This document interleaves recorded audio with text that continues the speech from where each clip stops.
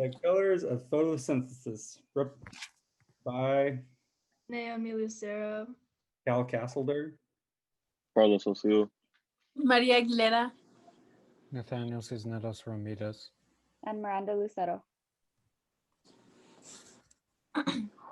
So this is basically like what we have in our presentation. As far as background information, our hypothesis, our methods step by step, our results, our conclusion, and our broader impacts, and the references we used. Okay, so how is color involved in photosynthesis? So with the color, it's the direct responsive wave that's being reflected, meaning that there's no absorption. Chlorophyll, we have the green pigment, and it's common to all photosynthetic cells. With chloroplast, we have the thylakoid disc, and that contains light capturing pigments and proteins that carry out light reactions. With chlorophyll A, it absorbs mostly blue light, orange, and violet, and it reflects off the green and yellow light. With chlorophyll B, it absorbs mostly violet and red light, and it still reflects the green and yellow light.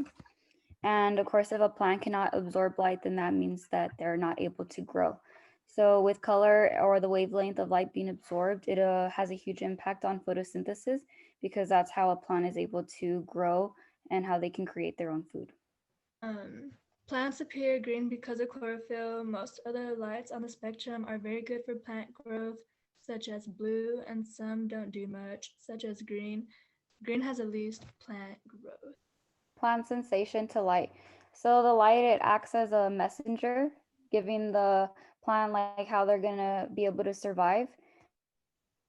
With IR, it gives the plant a small amount of heat radiation that stimulates growth, as well as UV. They're also known to play a huge role in morphogenesis.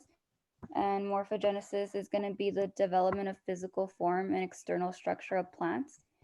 A plant, they gain most of their information from the special pigments of photoreceptors.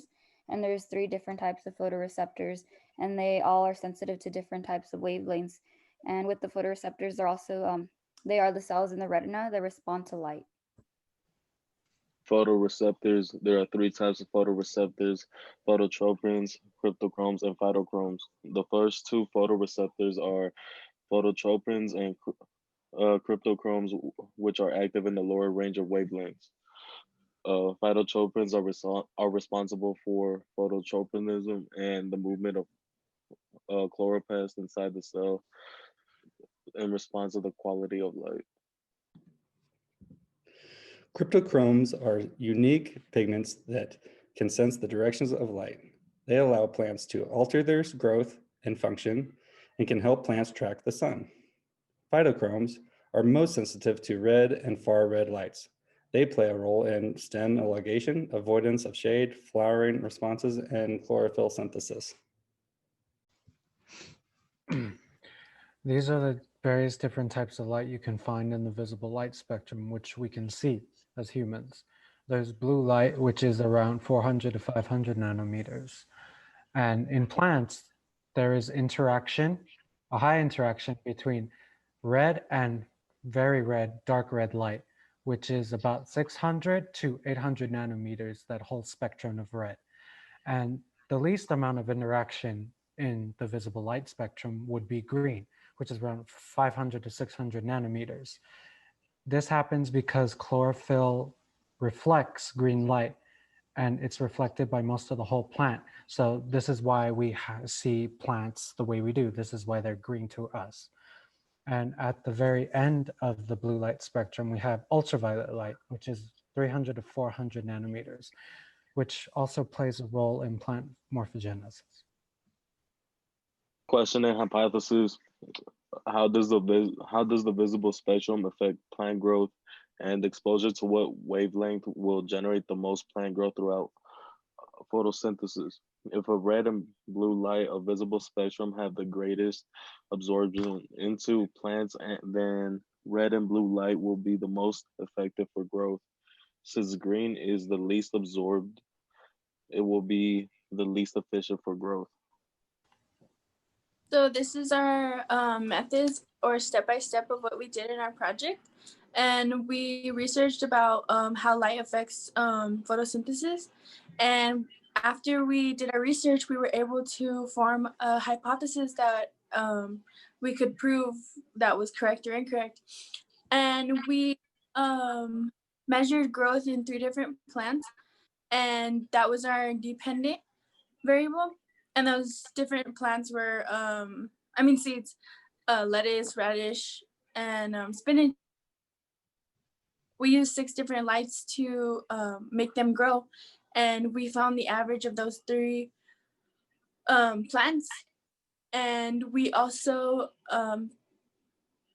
used a virtual lab for each plant and found the wavelength of the plants, and we created of each plant, and then we created a table, and then we collected our data, and we conducted an analysis on our data and noted that red and blue had a significant amount of growth, and the different type of seeds are independent variable.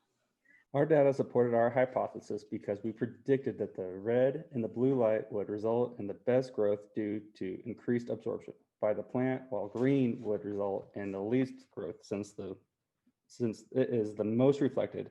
To advance our knowledge, we looked into how the visible spectrum impacted the most common types of chlorophyll. The absorption spectrum measures how wavelengths of protons influence the amount of light absorbed by a pigment. In this slide, the peak indicates wavelengths where absorbance is high, and the low indicates wavelengths where absorbance is low. This chart shows the chlorophyll A absorbs light with wavelengths of 430 nanometers blue and 662 nanometers red, while chlorophyll B absorbs the most at slightly different wavelengths of 453 nanometers blue and 642 nanometers red. However, both absorb strongly in the blue and red regions of the visible spectrum. The conclusion, so light is critical to plant growth. Our hypothesis was confirmed as the greatest growth occurred when plants were exposed to the blue and the red light. Regardless of the plant type, the growth is directly related to the absorption of these wavelengths of light by the chlorophyll pigment, which is abundant in plants and essential for photosynthesis and energy generation. So since green light is almost completely reflected, it resulted in minimal plant growth regardless of the plant type. What are the broader impacts and research of our experiment? Why does it matter? Well, the greater impacts for this experiment is that we concluded that red and blue wavelengths do indeed have the greatest effect of growth on our plants. This is primarily due to chlorophyll A and chlorophyll B absorption spectrums. Chlorophyll B, just as shown in our results, is greater at absorbing blue to violet wavelengths, while A is greater at absorbing red to heavy red, because both chlorophyll pigments are abundant in plants. So this experiment suggests that within many plants, especially crops such as lettuce, radishes, what was the other one? I forget the other one, but that blue to red violet light, it would be efficient enough to cultivate plants, resulting in, a lot of crops, a lot of household plants being grown indoors. So this can be useful when trying to grow or produce a grow light garden. A grow light garden is an artificial garden that uses artificial light sources such as LED lights, fluorescent lights, HID lights to basically substitute a natural light, basically. So instead of growing plants in the sun in daily outside, you grow them inside by using various types of lights.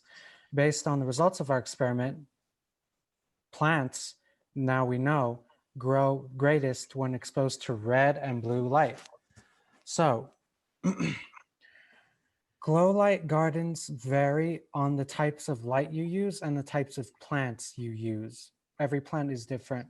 They're going to absorb different light spectrums in a different way, but it's been proven that most plants usually have better success growing under red and blue light. The types of lights are as follows. LED lights are good for growing a large number of plants such as crops, household doors, and they're easy to use, cost effective, and they're made to last a long time. Okay. HID lights have a better strength and light intensity, but they're expensive and produce a lot of excess heat. Fluorescent lights provide an equal balance of both cost effectiveness and power. However, they must replace often due to their short lifespans. The difference in each light type can affect the overall growth and height of any plants grown. Based on our results, artificial grow lights then illuminating the best color for plant. Chlorophyll absorption can work just as efficiently as natural sunlight when growing various crops or plants. Okay, so overall, with this lab, we were able to see how each individual color within the visible spectrum affects the growth of plants. This lab's weakness was just that it was done through a computer program. So if we had done it like in a lab, it would have been a lot easier to find the accuracy of the balance of water, light, and darkness, and how it affects the plant growth. Okay. We think this lab could easily be improved by being performed from the home with minimal materials. The physical interaction and direct visualization would improve the utility of the lab a lot and would result in increased conceptualization of critical concepts. Considerable factors to note for actual physical experiment would include seeds, crop types, composition of soil, the temperature, and the amount intake, measurements of daily light intensity, exposure, along with overall growth daily. These are our references. Thank you for listening to our presentation.